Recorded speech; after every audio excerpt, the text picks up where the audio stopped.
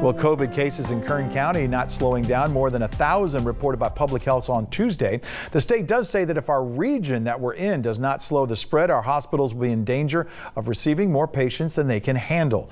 23 ABC's Kristin Vartan joins us live after talking to Public Health about one way that they can help to mitigate this rise. Kristin? Mike, as coronavirus cases rise here in Kern County, Public Health has redeployed 40 to 50 staffers to contact trace. Being able to identify those close contacts, this is how we slow and mitigate the spread of this disease in our community. It is the cornerstone of public health. It is vitally important. Kern County Public Health Public Information Officer Michelle Corson says that this redeployment of nursing staff to contact trace may only be the beginning. When the first surge happened this summer, we had upwards of 100 staff that were doing contact tracing during that kind of peak time.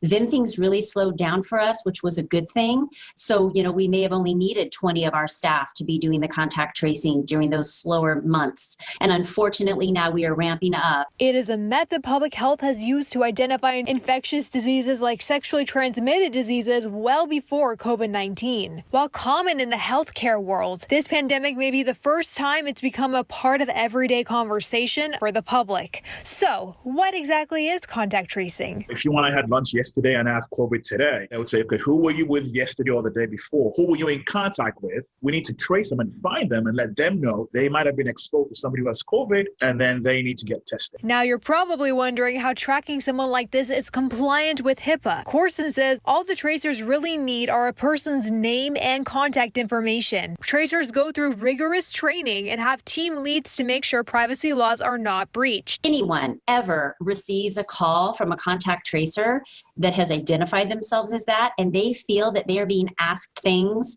that are in violation of their privacy, we encourage them to call Kern County Public Health, and we can, verify that indeed that was one of our staff calling, or potentially not. Bakersfield College is holding a 2-week training course for those interested in learning more about public health, communication and contact tracing, infectious diseases, and the coronavirus in general. And while Public Health is not recruiting third-party contact tracers at this time, Corson says it's helpful to know there are people trained locally in case they need some extra hands on deck.